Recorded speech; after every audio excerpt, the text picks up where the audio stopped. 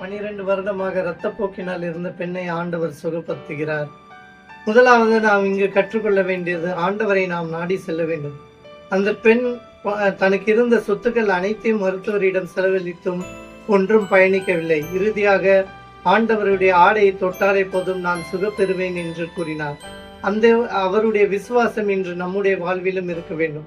நாம் எவ்வளவுதான் ஜெபித்தாலும் நமக்கு நடக்காமல் போகும் நேரத்தில் ஆண்டவருக்குரிய நேரம் வரும் வரை நாம் காத்திருக்க வேண்டும். ஆண்டவரை நாடி செல்ல வேண்டும். இரண்டாவதாக, இந்த ஊமையில் யாயர் மகன் தன்னுடைய மகள் சாகும் தருவாயில் இருக்கும் நேரத்திற்காக வேண்டியிருக்கிறார்.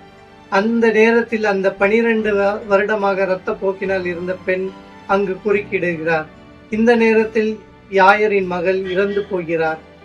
ஆண்டவருடைய தகுந்த நேரம் வரும் வரை நாம் காத்திருக்க வேண்டும்.